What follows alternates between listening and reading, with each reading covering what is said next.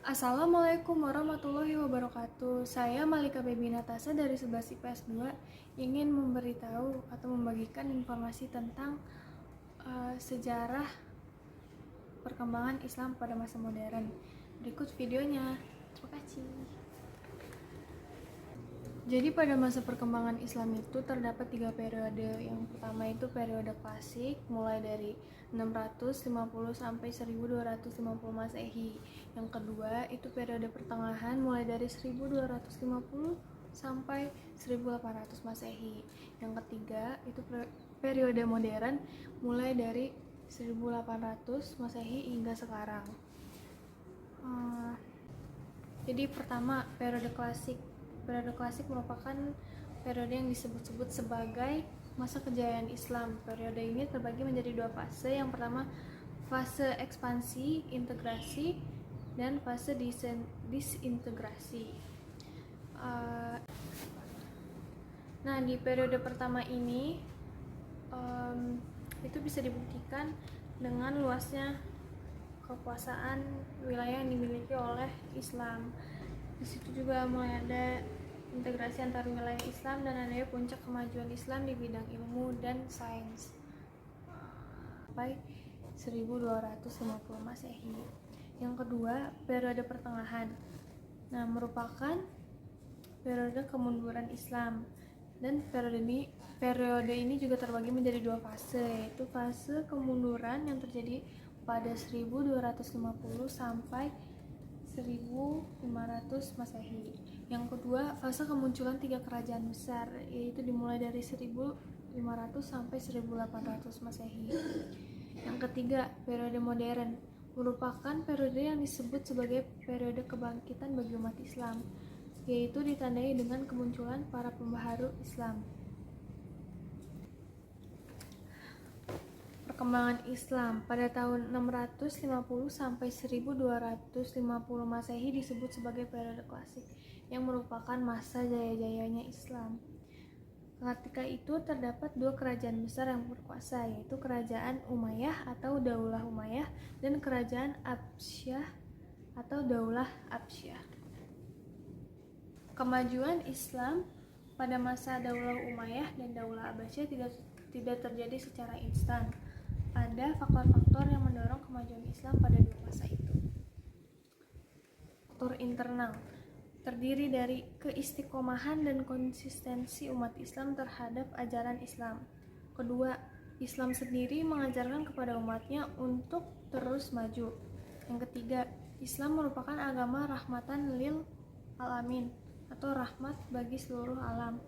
Yang keempat, keseimbangan yang ada dalam Islam, penyebaran atau dakwah yang tujuannya untuk dunia dan juga akhirat. Faktor eksternal.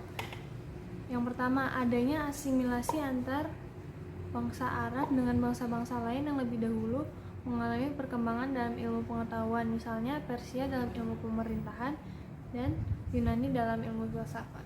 Yang kedua, gerakan terjemahan yang terjadi pada periode klasik ini berjalan dengan berkesinambungan. Dampaknya juga sangat terlihat, yaitu pada perkembangan ilmu pengetahuan umum, utamanya di bidang kedokteran, kimia, fisika, sejarah, dan astronomi. Selain dari faktor internal dan eksternal, ada juga faktor lain, yaitu disebut sebagai gerakan ilmiah, gerakan yang diinisiasi oleh para ulama yang ada pada masa itu atau masa periode klasik. Yang pertama, menjalankan ajaran Islam yang ada dalam Al-Quran dengan maksimal. Yang kedua, menerapkan isi hadis dalam kehidupan sehari-hari. Misalnya, yaitu hadis tentang menuntut ilmu yang mengajarkan kita untuk menuntut ilmu walaupun sampai ke negeri Cina. Yang keempat, mengembangkan ilmu agama Islam secara sungguh-sungguh, mempelajari ilmu filsafat Yunani untuk mengembangkan ilmu pengetahuan umum, sehingga ketika itu muncul ulama fikih, tauhid, hadis, dan ilmu sains, ilmu kedokteran, matematika, kimia, fisika, optik, dan geografi. Yang terakhir, adanya ulama yang berpegang teguh pada prinsip sehingga menolak untuk menjadi pegawai pemerintahan. Tokoh-tokoh Islam yang berjasa: pertama, ada Ibnu Rusyid; kedua, Al-Ghazali; ketiga, Al-Kindi; keempat, Al-Farabi; kelima, Ibnu Sina. Dampak positif dari perkembangan Islam pada saat ini yaitu Islam semakin berkembang dan terkenal di berbagai negara. Kedua, kita semakin paham tentang ajaran Islam. Ketiga, menjadikan umatnya yang berakhlak mulia. Keempat, pemikiran umatnya yang semakin modern seperti untuk menentukan jadwal puasa. Lalu dampak negatifnya, banyak aliran-aliran Islam yang tidak sesuai dengan Islam yang sesungguhnya. Banyak yang menggunakan agama untuk mendapatkan uang dan lain-lain.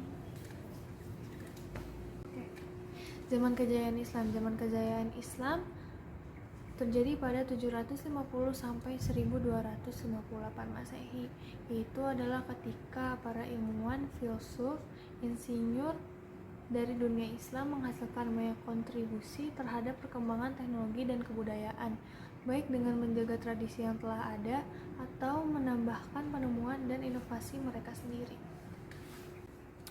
Jadi ini adalah faktor-faktor kemunduran Islam. Yang pertama yaitu faktor ekologis dan alami, yaitu kondisi tanah di mana negara-negara Islam berada di wilayah yang gersang atau semi gersang, sehingga penduduknya tidak terkonsentrasi pada suatu kawasan tertentu.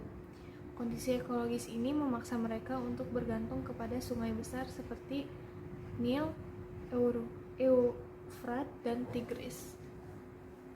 Secara agrikultural, kondisi ekologis seperti ini menunjukkan bahwa kondisi yang miskin. Yang kedua, letak geografis yang rentan terhadap serangan musuh. Irak, Syria, Mesir merupakan target serangan luar yang terus-menerus, sebab letak kawasan itu berada di antara barat dan timur dan sewaktu-waktu bisa menjadi target invasi pihak lain.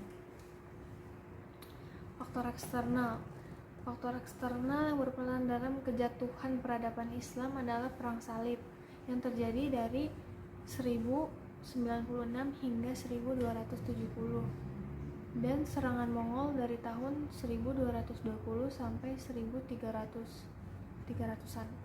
Perang Salib menurut Bernard Lewis pada dasarnya merupakan pengalaman pertama imperialisme barat yang ekspansionis dan yang dimotivasi oleh tujuan materi dengan menggunakan agama sebagai medium psikologisnya.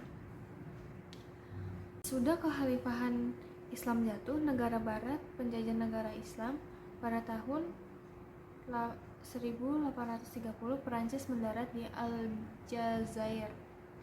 Pada tahun 1801 masuk ke Tunisia. Sedangkan Inggris memasuki Mesir pada tahun 1802 akibat dari jatuhnya kekhalifahan Turki Utami sesudah Perang Dunia Pertama. Kebanyakan negara-negara Arab berada di bawah penjajahan Inggris dan Prancis. Demikian pula kebanyakan negara-negara Islam di Asia dan Afrika. Sekian dari saya, Malika Baby Natasha. Semoga video ini bisa bermanfaat bagi kita semua. Wassalamualaikum warahmatullahi wabarakatuh.